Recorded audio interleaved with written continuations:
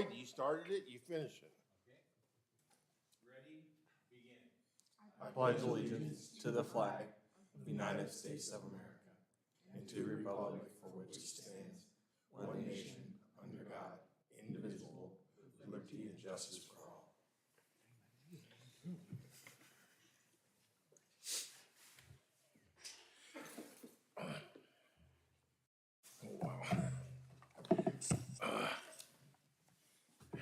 Knees. Okay, welcome to the Planning Commission of November 16th. Can we start with a roll call? Chair Algauer, Oh, here. Vice Chair Markarian, Commissioner Beck, Here. Commissioner Brizzi, Here. Commissioner Hicks, Here. Commissioner Rexstad, Here. and Commissioner Wolf. And I did receive notification from both Aaron and Chris Markarian that they would not be available tonight. Okay. Public comments. No public comments for items not on the agenda. No public comments. Okay, consent agenda. We got the minutes from November 2nd. Move to approve. I'll second. Got a motion and a second to approve. All those in favor? Aye. Any opposed? None. Okay, I guess we just go right into first one. That is case number 22-151, an architectural review. Thank you, Honorable Chairman Algauer. The applicant, Vaughn Parker, has submitted case number 22-151, which is item number 2, an architectural review for a 2,266 square foot Taco Bell drive-through restaurant that is consistent with an original entitlement for an unnamed tenant, which was approved as a component of case number 19-027 and is located on a 1.58 acre parcel that is northwest of the intersection of Yucaipa Boulevard and Chinaberry Street. So the site plan from the original entitlement is before you on the screen. And again, that was case number 19-027. And that was approved at the regular Planning Commission meeting on July 3rd in 2019 and included a gas station, which has since been constructed as the 7-Eleven gas station and convenience store on one parcel. And then an adjacent parcel was entitled for a drive-through restaurant for an unnamed tenant. And so the applicant has submitted an architectural review package for the current proposed tenant, which is Taco Bell. Additionally, an extension of time request was timely filed to keep this entitlement active for the drive-through restaurant project, which is now pursuing the architectural review that we're discussing today. The site plan is before you on the screen and reflects the structure's compliance for the drive-through Taco Bell with the CS Land Use District Development Standards and then that original entitlement. This includes setback requirements and parking requirements, including 18 parking spaces for this facility, and that's actually 2 parking spaces over what is required for this square footage of this establishment. And the building footprint will include a kitchen, office, bathrooms, and storage space.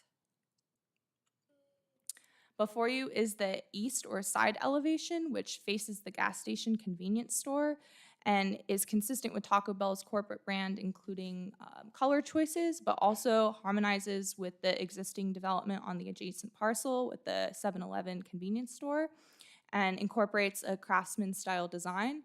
This includes horizontal siding along most of the building in a gray color and then stucco band accents along the top of the building in a purple color. The south or front elevation, which faces towards Yucaipa Boulevard, is now on the screen and recognizes that there's a parapet accent as a highlight on that front elevation to kind of add some additional aesthetic detailing along the Yucaipa Boulevard corridor. Then conceptual landscaping is also included as a part of this architecture review. And some highlights include a visual screen along the perimeter of the site, particularly the western property line, which is adjacent to the drive-through lane, and then additionally enhanced landscaping surrounding an outdoor patio area to create an inviting and aesthetic focal point for restaurant visitors.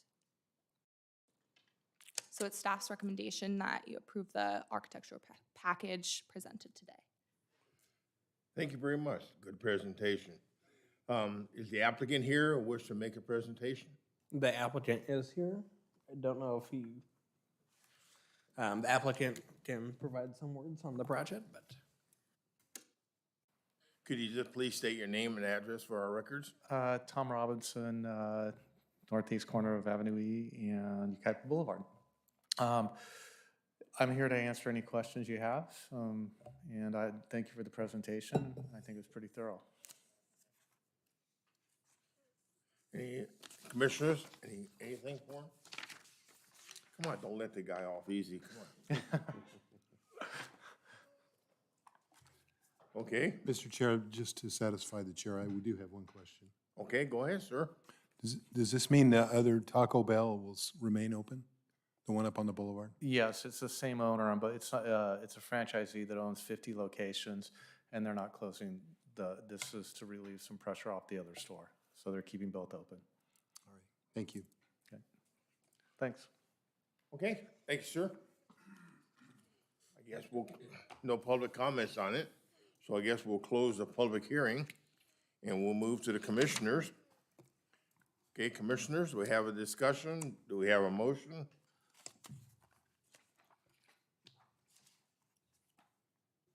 Richard, you had something you want to say? No, no. I was having to stare down with Lloyd. I'll make a motion that we approve case number 22-151. Anything else we need on that motion? Nope, that's it. That's good.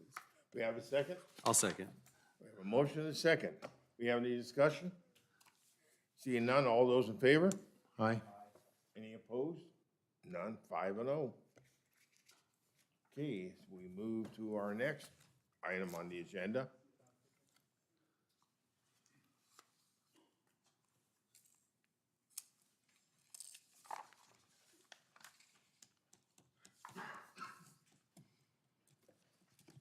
Okay, next item on the agenda is 22-117 tentative trap map. I guess you're going from 7 lots to 9 lots. Thank you, Honorable Chairman Algauer and Planning Commissioners. Today I bring before you case number 22-117, a tentative tract map to subdivide 7 lots into 9 lots in order to better align the lot lines with the existing uses and right-of-way. The applicant is the City of Yucaipa. The property totals 44.4 gross acres and is located at Yucaipa Boulevard and 13th Street. It is a slightly hilly lot, which generally slopes from south to north.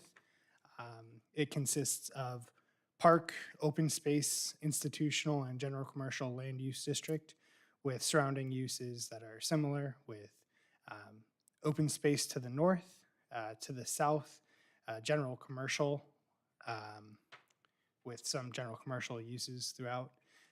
To the east is an institutional use, which is the Yucaipa High School, and to the west is vacant park and general commercial. A little further is the College Village overlay. The tentative tract consists of 9 lots, which range in size from approximately 1 acre to 13.5 net acres, and is designed to align with the existing uses and right-of-way, particularly 13th Street. The existing uses include open space, the 13th Street Sports Complex, the Yucaipa Valley Animal Placement Society, Crafton Hills Fire Station, Yucaipa High School baseball field, and Yucaipa BMX. As you can see here, the existing layout is a little bit of a mess. This is really just to correct the existing lots and to align them with the appropriate uses. As a part of the project review, notices were sent to all neighbors within 700 feet of the project. Only one written response was received in support of the project, with 2 additional people calling in, just requesting additional information about the nature of the project. So the environmental review for this, pursuant to CEQA guidelines, this project qualifies for the general rule exemption, as there is no development proposed, and additionally, the Class 1 exemption, which is that it consists of existing facilities. These are some of the site photos of the existing site. I'm sure all of the planning commissioners are familiar with this area. It's the fire station and the vacant land adjacent. And therefore, it is staff's recommendation that you approve measures A through D above. Okay. Is the applicant here? The applicant is here. Oh. Is that the applicant? Could you please state your name and address for our records?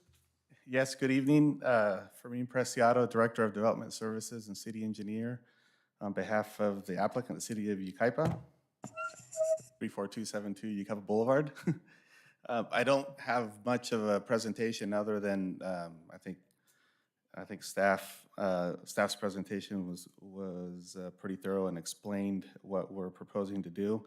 But perhaps I would just give a little bit of a background. If we can go back to the slide that shows the proposed tentative map. Yeah, just to give a brief background, you know, Christian described this as a little bit of a mess, and that it is the parcels, the existing parcel lines are a little bit of a mess, but they are a result of something that's happened over the last 110 years. You know, in 1910, when the original subdivision of this area was completed, it did create some larger parcels, and then it was further subdivided in the 1930s with the establishment of the San Bernardino County Flood Control District. There's a few parcels there that were identified for flood control purposes and were created specifically to address some of the drainage, the runoff that comes from the mountains or from the hills down to Yucaipa Boulevard. And then once again, some of those parcels were subdivided in the 1960s, and that was when a large portion of the property in the area was donated by family to both the county for recreational purposes and also the Crafton Hills College. And then more recently in 2006, there was a public right-of-way that was created for the extension of 13th Street north of Yucaipa Boulevard that provided the access to Yaps, and then further north to provide access to Chapman Heights Road, which was also created in 2006 as part of the Chapman Heights development. And since then, you know, the 13th Street Sports Complex has been developed, the Yucaipa BMX track. The city actually acquired the parcels that were owned by flood control. The city acquired those in 2008 from flood control and took over the maintenance and the flood control jurisdiction in the area. And then most recently, the parcel where Dutch Brothers was created, that was actually part of the larger parcel, but we were able to create that parcel through a certificate of compliance. As Christian mentioned, this map, it proposes to basically reconfigure the parcels to align with the existing uses. There is no, as part of this proposal, there is no additional development that is being proposed, again, as part of the map.